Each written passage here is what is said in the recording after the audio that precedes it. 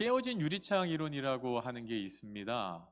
그 이론이 뭐냐면 구석진 곳에 자동차 두 대를 세워 놓고요. 본네트를 이렇게 열어 두었습니다. 그리고 나서 한 차는 나머지는 그대로 두고요. 다른 한 차는 앞 유리창을 다 깨버렸답니다. 그렇게 일주일이 지났을 때 어떤 일이 일어났냐 보니까요. 본넷만 열어두고 다른 것은 건들지 않은 차는 일주일이 지나도 그냥 그대로 주차해 있더랍니다.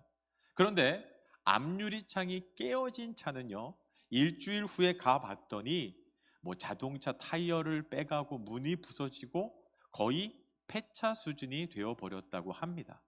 이게 깨어진 유리창 이론이라고 하는데, 집에 유리창 하나가 깨어진 걸 그대로 방치해 두면요, 사람들이 다른 유리창도 쉽게 깨트리고 쓰레기도 갖다 버리고 해서 그 지역에 범죄들이 생겨나기 시작하고, 시간이 지나면 아주 흉악한 범죄까지 일어나게 된다는, 그걸 깨어진 유리창 이론이라고 이야기합니다. 저는 2024년 한 해를 준비하면서 혹시 우리의 삶에 여러 부분에 이처럼 깨어진 부분은 있지는 않은가 점검하는 작업이 필요하다고 생각합니다. 우리 삶에 여러 가지 깨어졌는데 그 부분이 깨어진 걸 알고서도 그냥 그렇게 방치해 두는 경우들이 있습니다. 그런데 이렇게 방치해 두면 그 깨어진 부분들은요, 더 심각하게 손상이 되어지게 되고요, 나중에는 걷잡을 수 없을 만큼 망가지게 되기 때문입니다. 저희가 코로나를 지나면서 많은 부분에 있어서 큰 변화를 경험했습니다. 그동안 우리 가운데에는 예배가 무너진 분이 계세요. 그 전에 했던 기도 생활을 잃어버린 분들이 계시고요. 열심히 사역하고 헌신했던 자리를 떠나서 더 이상 그 사명도 헌신도 하지 않는 분들이 있습니다. 단순히 우리의 삶만 그런 건 아닐 겁니다. 우리의 가정이 많이 무너져 있고요. 여기저기 깨어져 있습니다. 한때 정말 하나님의 영광을 드러내던 한국 교회가 여기저기 무너지고 망가져서 세상 사람들에게 수치와 모욕을 당하는 일들이 일어나고 있고요. 이 나라, 이 민족도 서로 갈라져서 싸우고 아파하면서 여기저기 무너져 버려 있습니다. 그런데 문제는 우리가 그 무너진 부분을 그대로 방치해 두고 있다는 거예요. 오늘 우리가 느헤미야서 말씀을 읽었는데 예루살렘 상황도 이와 똑같았습니다. 북이스라엘과 남유다로 나누어졌다가 북이스라엘이 먼저 아수르에 멸망하고 남유다마저 바벨론에 의해서 멸망됩니다. 그리고 바벨론은 그 땅에 있던 이스라엘 민족들을 다 잡아갔어요. 그리고 그곳에는 그 성에 돌 하나, 풀포기 하나 남지 않고 다 무너뜨려 버렸습니다. 그리고 나서 이제 이스라엘 백성들이 다시 예루살렘으로 귀환하게 됩니다. 그런데 그들이 귀환했음에도 불구하고 무너진 성벽은 재건되지 못하고 그대로 방치되어 있더라는 거예요. 여러분, 성벽의 기능이 무엇입니까? 성벽이 그 성 안의 사람들을 보호하고 지켜줍니다. 그런데 성벽이 무너지다 보니까 그들은 계속 주변 나라들의 공격을 받고 그리고 침입을 받음으로 인하여서 계속해서 포로로 끌려가고, 오늘 성경 말씀에 보면 그들이 수치를 당하고 능욕을 당하는 일들이 계속해서 일어나고 있더라는 거예요. 물론 그 당시에 어려운 정치 상황도 있고 그들의 사정도 있었고 여러 가지 문제들이 있었지만, 중요한 것은 무너졌는데 누구도 그것을 다시 회복하고자 하는 사람이 없었다는 것입니다. 그런데 오늘 느헤미야가 사명을 가지고 일어나게 됩니다. 그 무너진 성벽을 보면서 가슴 아파하고 그 속에서 자기가 무엇을 해야 할지 기도하기 시작할 때 하나님께서 그 인생을 도우셔서 무려 130년 동안 방치되어 있던 그 예루살렘 성벽을 느헤미야를 중심으로 해서 52일 만에 재건하게 하시더라는 겁니다. 저는 오늘 우리가 우리 삶에 무너진 부분들이 없는지 돌아보기를 원합니다. 내 삶에 무너져 버렸는데 그냥 방치되어 있던 그 부분들이 어떤 곳인지 돌아보고요. 그리고 그 곳을 회복하는 시간이 되기를 원합니다. 그러기 위해서 오늘 느헤미야 말씀을 통하여서 1장에서 느헤미야가 어떻게 그 성벽 재건의 역사를 시작했는지 살펴보기를 원합니다. 그렇다면 오늘 말씀은 어떻게 시작하는가? 오늘 성경 말씀은요, 느헤미야서는 느헤미야가 그 페르시아라고 하는 제국의 관리로 있었습니다. 공무원으로 있었어요. 그런데 예루살렘에 갔다 왔던 자기의 동생이었던 하나니로부터 그 예루살렘에 관한 소식을 듣는 것으로부터 시작합니다. 오늘 읽었던 느헤미야서 1장 2절부터 3절 말씀을 같이 한번 읽어보도록 하겠습니다. 2절부터 3절입니다. 시작.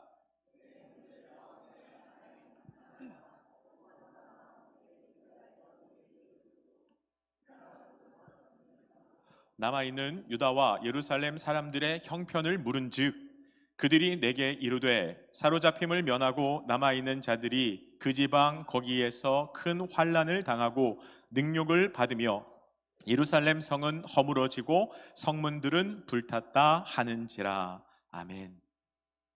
하나님가 예루살렘 성에서 일어났던 끔찍한 일들에 대해서 보고합니다. 성벽이 무너졌기 때문에 주변 나라가 쳐들어와서 그 성에 있던 많은 사람들을 포로로 잡아갔다는 거예요. 그리고 남아있는 사람들은 수치를 당하고 능욕을 당합니다.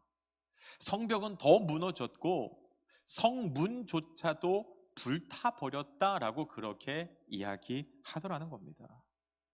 여러분, 우리도 우리 주변으로부터 가슴 아픈 이야기들을 들을 때가 있습니다. 누군가가 고통하고 혹은 누군가 건강으로 인하여서 경제적인 문제로 인하여서 관계의 문제로 인하여서 어려운 상황으로 인하여서 힘들고 아파하고 수치를 당하고 능욕을 당한다는 이야기를 듣습니다. 여러분, 그때 우리가 제일 먼저 해야 될 일이 무엇입니까? 오늘 느헤미야는요 이렇게 반응합니다. 4절 말씀입니다. 내가 이 말을 듣고 앉아서 울고 수일 동안 슬퍼하며. 느헤미야가 그 동족들의 슬픈 가슴 아픈 이야기를 들었을 때 그가 제일 먼저 했던 것은 무엇인가 하면 주저앉아서 울고 슬퍼했다는 것입니다. 차마 버티고 서 있을 수가 없어서 다리에 힘이 풀려서 풀썩 주저앉아 버려요. 그리고 슬퍼하며 울더라는 것입니다. 여러분, 왜 울었을까요? 그 이스라엘 민족의 일이 남의 일처럼 느껴지지 않으니까요. 내 일처럼 느껴지니까요.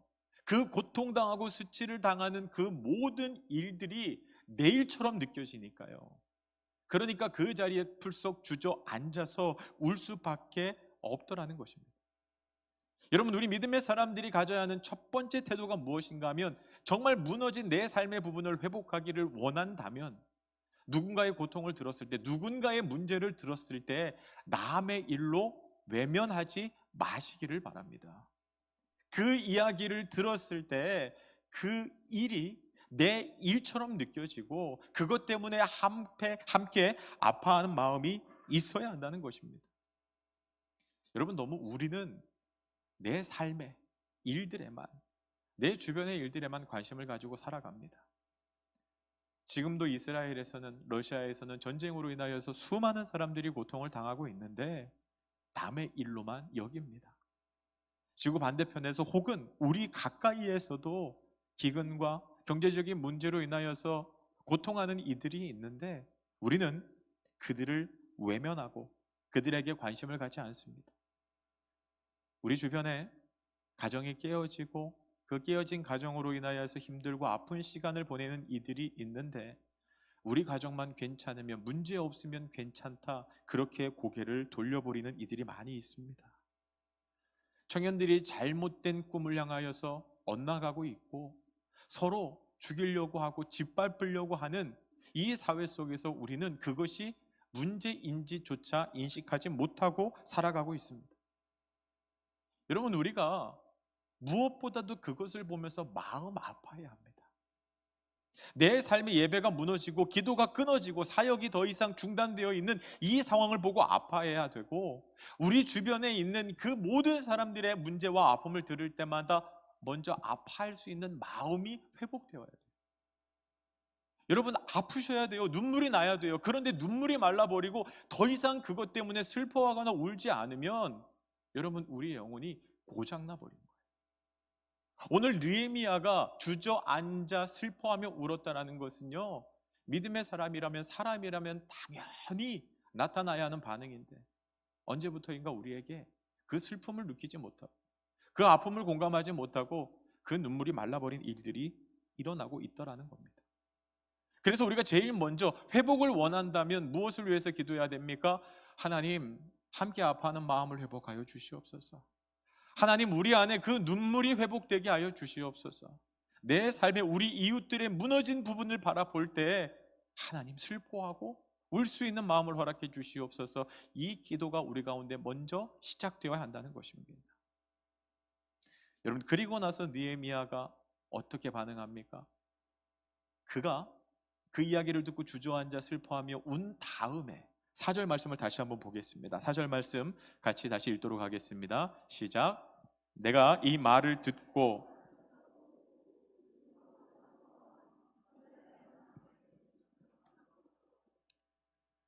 그가 주저앉아 슬퍼 울면서 그 다음 했던 것이 무엇인가 하면 바로 기도했던 것입니다. 성경에서는 금식하며 기도했다라고 그렇게 이야기합니다. 근데 여기서 이 기도하며라는 동사가요, 히브리어로 와우 계속 용법이 사용되고 있는데, 이 와우 계속 용법은 어떤 거냐 하면요, 그것을 듣자마자 바로 계속적으로 했다라고 하는 의미가 담겨져 있습니다. 느헤미야는 그 이야기를 듣자마자 바로 기도하기 시작합니다. 언제까지요? 계속해서 그가 기도했던 것입니다. 여러분, 느헤미야가 할 수 있는 많은 방법이 있었을 거예요. 그래도 페르시아 제국의 나름 높은 관리였거든요. 그러면 그가 할 수 있는 여러 가지 것들이 있었을 거예요. 누군가에게 도움을 청해 본다던가, 혹은 내가 할 수 있는 것들이 무엇이 있는지 고민하고, 어쩌면 거기에다 시간을 쓰는 게 당연한 것처럼 느껴집니다. 우리도 그렇지 않습니까?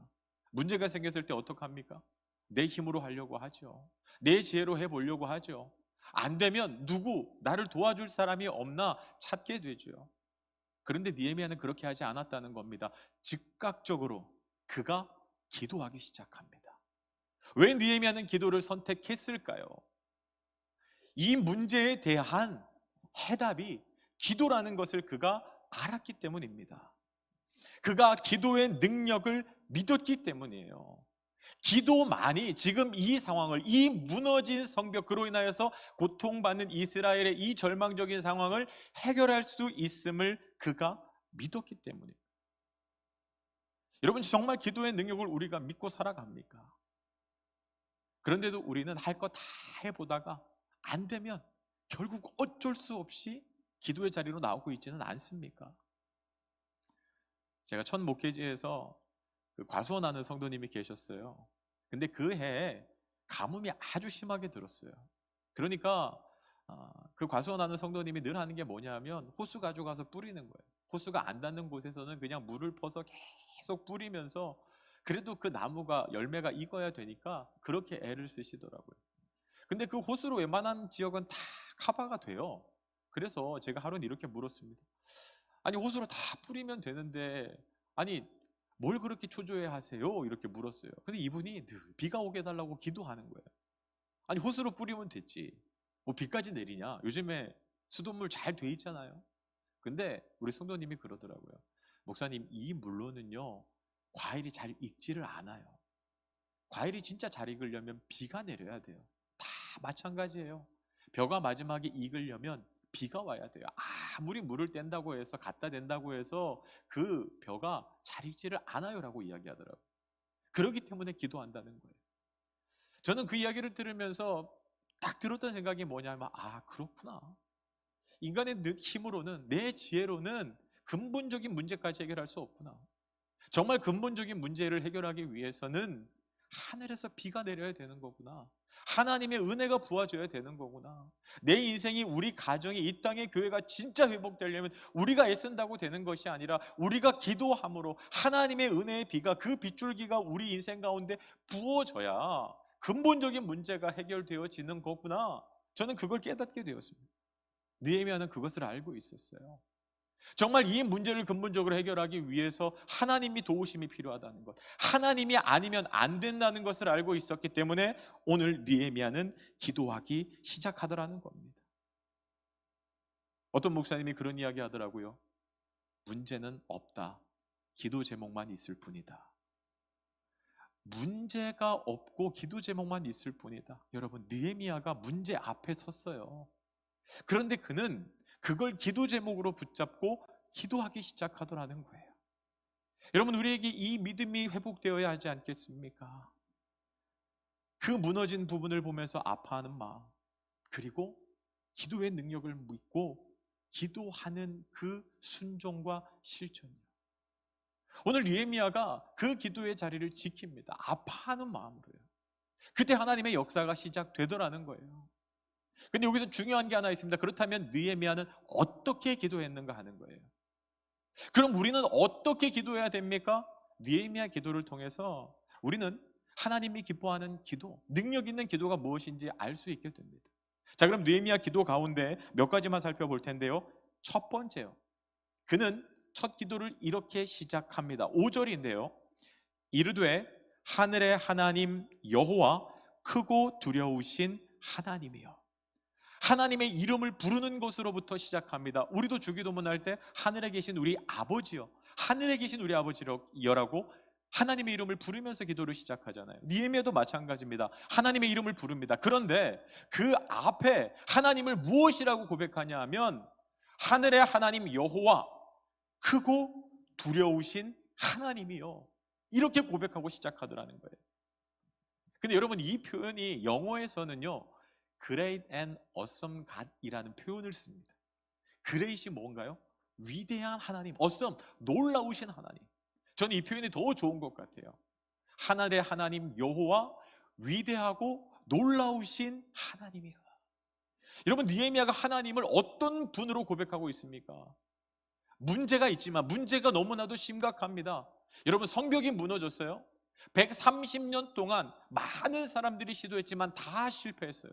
게다가 느헤미야는 지금 예루살렘으로부터 1000km 떨어진 그 페르시아 왕의 그냥 관리로 일하고 있을 뿐이에요. 그가 뭘 할 수 있겠습니까? 문제는 크고 자기가 할 수 있는 일은 없어 보여요. 근데 기도하는데 그가 하나님을 어떤 분으로 고백하냐면 이 모든 문제를 뛰어넘어서 이 문제를 해결할 수 있는 위대하신 분으로, 내가 생각할 수 없는 놀라운 일을 행할 수 있는 분으로 고백하더라는 거예요. Great and awesome God, 위대하고 놀라우신 하나님이요. 여러분, 우리가 하나님을 어떻게 고백합니까? 여러분이 하나님 앞에 기도할 때 하나님은 여러분에게 어떤 분이세요? 혹시 주저주저 하면서 하나님께서 이것을 들어주실 수 있는지 마는지, 하나님은 그럴 능력이 있는 분인지 없는지 혹시 의심하며 기도하고 있지는 않습니까? 아니요, 느헤미야는요 오늘 확실하게 고백합니다. Great and awesome God, 위대하고 놀라우신 하나님. 문제가 커 보이지만 그 문제보다 더 크신 하나님, 하나님은 그 문제를 뛰어넘어 압도적으로 일하실 수 있는 분이심을 느헤미야가 고백하고 있더라는 거예요. 제가 만나교회 사역할 때 성도님 한 분이 찾아왔어요. 기도해 달라고. 이분이 암 수술을 받았는데 1년 전에 재발한 거예요. 그 1년이라는 시간을요 정말 고생하셨어요. 항암 치료를 30번 넘게 받고 방사선 치료를 받으면서요, 방사선 치료를 받으니까 팔이 띵띵 붓고 색깔이 변하더라고요. 그리고 이게 굳어지는데 정말 끔찍해요. 머리는 다 빠졌지, 살도 다 빠졌지. 유치원 다니는 아이들이 있는데 그 아이들을 들어줄 수 있는 힘조차 없어요. 근데 이제 오늘 방사선 치료, 항암 치료를 받으러 가야 되는데 너무너무 두려워서 저에게 기도해 달라고 오셨더라고요. 근데 제가 그 집사님의 얼굴을 보는데 문제가 너무 큰 거예요. 너무 마음이 아픈 거예요. 도대체 내가 기도한다고 해서 무엇이 바뀔 수 있을까? 제가 그 속에서 두려워하고 있더라고요.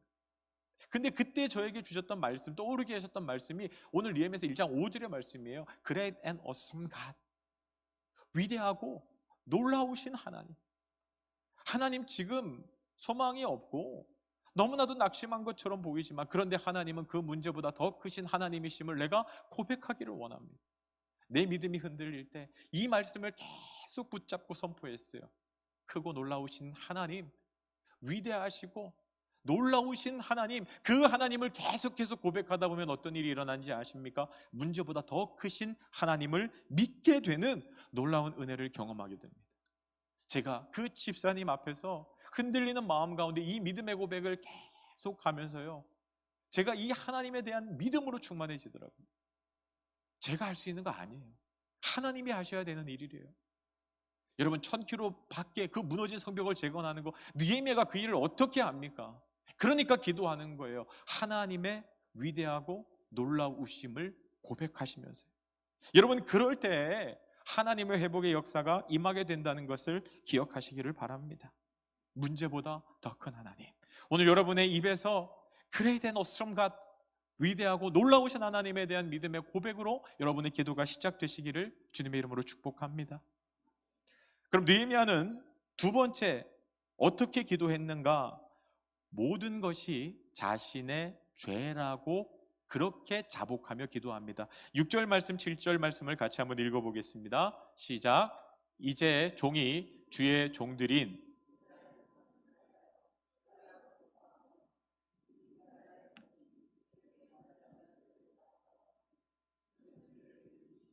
눈을 여시사 종의 기도를 들으시옵소서. 나와 내 아버지의 집이 범죄하여 주를 향하여 크게 악을 행하여 주께서 주의 종 모세에게 명령하신 계명과 율례와 규례를 지키지 아니하였나이다. 아멘.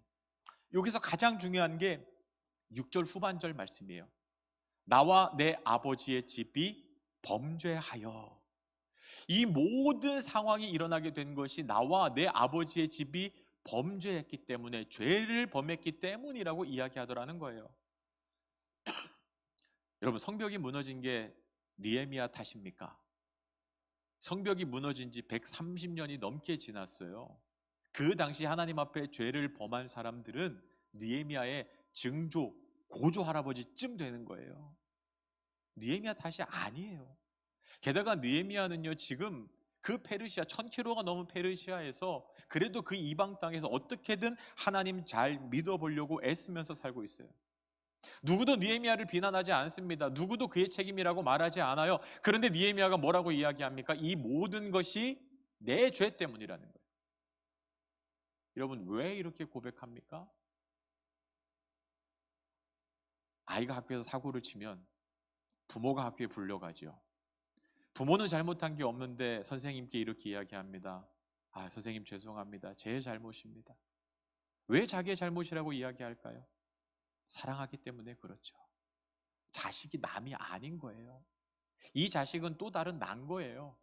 그래서 내 잘못으로 인정하고 사과할 수밖에 없는 거예요. 오늘 느헤미야는 이스라엘 민족이 고통을 당할 때 그 이스라엘 민족이 남이 아닌 거예요. 나한 거예요. 그들을 사랑하는 거예요. 그러니까 오늘 하나님 앞에, 하나님, 이 모든 것이 제 잘못입니다라고 고백하며 기도하더라는 거예요. 이 사랑하는 마음의 회복이요. 여러분, 우리에게 이 마음이 있습니까? 오히려 이 모든 것은 저 사람 잘못 때문이라고 이야기하지는 않습니까? 여러분, 그 자리에 은혜는 임하지 않습니다. 내 잘못으로 고백할 때 하나님께서는 우리를 긍휼히 여기시고 이 땅의 회복과 부흥의 역사를 주신다는 사실이에요. 내가 잘못하지 않았더라도요. 6.25 전쟁 직후에 폐허가 된 이 나라에 그 미국의 고위층 관리 한 명이 방문했답니다. 미국 정부에서 대한민국에 대한 추가 원조를 할지 말지 결정하기 위해서 이 관리를 파견한 것이죠. 마침 파견을 왔다가 한국의 겨울산이 너무 이쁘다 그래서 산을 등산하러 올라갔는데, 산에 올라가는데 여기저기 웅얼웅얼한 소리들이 막 들리더래요. 그래도 통역하는 사람들한테 물어봤답니다. 저 사람들 뭐 하는 사람들이냐? 저 사람들 산기도하는 사람들입니다. 기도하고 있는 겁니다. 아니, 도대체 무엇 때문에 저렇게 간절하게, 저렇게 처절하게 기도하냐? 그랬더니 통역관이 이렇게 이야기해 줍니다. 저 사람들이 지금 이렇게 기도하고 있습니다. 하나님, 저희 민족을 불쌍히 여겨 주십시오. 저의 잘못으로 인하여, 우리의 죄로 인하여서 이 나라가 전쟁으로 폐허가 되었습니다. 이 나라를 불쌍히 여겨 주시고 이 나라의 영적인 부흥을 주시고 우리를 살려 주십시오. 이렇게 기도하더라는 거예요. 그런데 올라가면서요, 그렇게 기도하는 사람들이 나라와 민족을 위해서 자신의 죄를 자복하면서 그렇게 다 기도하더라는 거예요. 그 모습을 보고 이 관리가 감동을 받습니다. 그리고 백악관에다가 대한민국에 추가 원조를 해줘야 된다라고 그렇게 건의를 했대요. 그러면서 이렇게 이야기했답니다. 모두가 자신의 책임이라고 하나님 앞에 회개하는 민족, 하나님 앞에 기도로 간절하게 나아가는 이 민족은 절대로 망하지 않는다. 반드시 회복된다.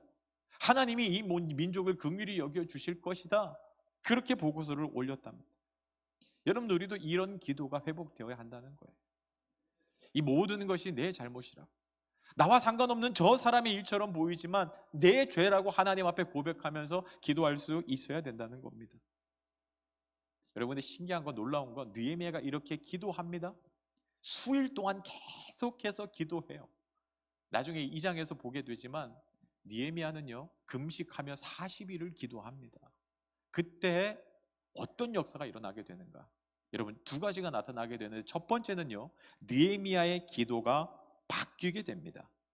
오늘 11절 말씀 보면요, 오늘 종이 형통하여 이 사람들 앞에서 은혜를 입게 하옵소서라고 그렇게 기도합니다. 처음에는 하나님 앞에, 하나님, 성벽이 무너졌으니까 이 성벽 좀 회복시켜 주시옵소서, 누군가를 통해서 성벽을 재건시켜 달라고 하나님 앞에 기도했습니다. 근데 기도를 쭉 하면서 바뀌는 거예요. 하나님, 제가 하겠습니다. 하나님께서 저로 하여금 이 무너진 성벽 때문에 슬픈 소식, 아파하는 소식을 듣게 하신 이유가 있을 겁니다. 저보고 하라는 거군요. 알겠습니다, 하나님, 제가 하겠습니다. 그러니 저로 형통하게 하셔서 그 성벽 재건할 수 있도록 은혜를 부어 주시옵소서, 은혜를 입게 해달라고 그렇게 기도하더라는 겁니다. 여러분 앞에 문제가 보일 때요, 여러분, 하나님께서 그거 보여주신 이유가 있습니다. 너가 하라는 겁니다. 우리 교회는 너무 사랑이 없어. 아유, 그 장로님부터 목사님부터 다 사랑이 없어. 아니요, 사랑이 없는 게 보이시는 이유가요, 여러분에게 먼저 사랑하라고 보여주신 겁니다. 아유, 우리 교회는 기도를 도대체 하지가 않아. 이게 무슨 기도야? 교회야? 기도도 안 하는데? 그러면 여러분이 기도하시면 되는 거예요. 기도로 충만한 교회로 세워 가세요. 우리 교회는 무슨 체계도 없고 조직도 없고 훈련도 없어. 여러분, 그거 붙잡고 기도하고요, 체계를 만드는 일을 하기 위해서, 훈련 받기 위해서 여러분이 먼저 나아가셔야 돼요. 제가 일부 예배 설교하고 이렇게 쭉 내려가는데 위에 이렇게 복도에 거미줄이 보이더라고요. 지난번에도 거미가 참 기가 막혀요. 저기서부터 저기까지 거미줄을 딱 쳐놨어요. 제가 그거 한번 걷겠다고 붕 뛰어갖고 거미줄 딱 걷었거든요. 착지하는데 구두에 다리가 너무 아픈 거예요. 좀 다쳤어요. 그래서 제가 거미줄이 보이는데 막상 뛰려니까 겁이 나더라고요. 그래서 좀 이따 걷어야지 하고 이렇게 내려오는데 권사님이 그 얘기를 들었어요. 거미줄이 있네요. 그랬더니까 남편을 보냈더라고요. 자기가 안 하고. 그 남편분이 그 봉 가지고요, 여기저기 거미줄 치고 다니더라고요. 거미줄 보게 하셨으니 내가 해야죠. 저는 그게 우리가 살아가야 하는 말씀대로 순종하는 삶이라고 생각해요. 여러분, 쓰레기가 떨어져 있으면 어떻게 해야 됩니까? 아, 이 교회 더러워 죽겠네. 쓰레기가 여기저기 있어가 아니에요. 여러분이 그냥 조용히 주우시면 돼요. 여러분에게 하나님이 보여주신 이유가 있습니다. 그게 내 사명이 되게 하시기를 바랍니다. 11절 마지막에요, 느헤미야가 기도할 때 또 한 가지 변화가 찾아오는데 마지막이 이렇게 됩니다. 마지막 줄에요, 그때 내가 왕의 술관원이 되었느니라. 여러분, 내가 갈 테니 하나님 나에게 은혜를 부어달라 기도하잖아요. 그랬더니 하나님이 어떻게 상황을 바꿔주세요? 그를 술관원이 되게 하십니다. 술 따르는 사람이 되게 해준다. 여러분, 이걸 가지고 요즘 웨이터라고 생각하시면 안 됩니다. 예전에는요, 왕 옆에 그 왕을 독살하려고 하는 사람들이 많았어요. 그래서 꼭 술관원이 있어서 왕이 먹는 음식을, 그리고 술을 먼저 먹어보는 사람이 술 맡은 관원이었어요. 그러니까 왕이 웬만한 신임이 없으면 절대로 그 자리에 오를 수 없습니다. 요즘으로 치면 비서실장 같은 역할을 하는 거예요. 예전에는 왕의 얼굴을 보고 왕과 이야기할 수 있는 것 자체가 어마어마한 권력이었는데, 술 맡은 관원은요, 왕 가장 최측근에서 왕과 이야기를 할 수 있는 사람이었다는 거예요.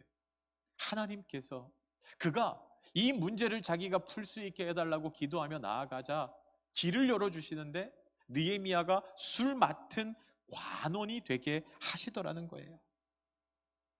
여러분, 그 다음 역사가 이야기가 어떻게 진행될까요? 왕 최측근에서 왕의 도움을 통하여서 그가 성벽 재건을 시작하지 않겠습니까? 이 모든 것이 무엇으로부터 시작됐다고요? 그가 그 아파하는 이야기를 남의 이야기가 아니라 나의 이야기로 여기고 기도하기 시작할 때요, 문제보다 더 큰 하나님을 고백하며 이 모든 것이 나의 죄라고 하나님 앞에 기도할 때 하나님께서 기도를 바꾸게 하시고 그 상황을 바꾸게 하심으로 길을 여셔서 성벽 재건의 역사를 시작하더라는 겁니다. 여러분, 모든 것이 절망이고 깜깜한 것처럼 보여도요, 그 아픔을 끌어안고 기도하는 한 사람이 있으면 그곳에서부터 새로운 소망이, 생명이 시작된다는 것을 기억하시기를 바랍니다. 여러분 삶에 무너진 부분들, 아픈 부분들이 가득한데 만일 그것 때문에 아파하고 여러분이 기도하기를 시작한다면 여러분의 삶에 놀라운 회복과 소망이 임하게 될 겁니다. 여러분, 느헤미야란 이름의 뜻이요, 위로의 사람이라는 뜻이에요. 하나님은 기도하는 그 한 사람을 통하여서 그 민족을 위로하는 일들을 이루십니다. 전 여러분들이 느헤미야, 위로의 사람이 되시기를 주님의 이름으로 축복합니다.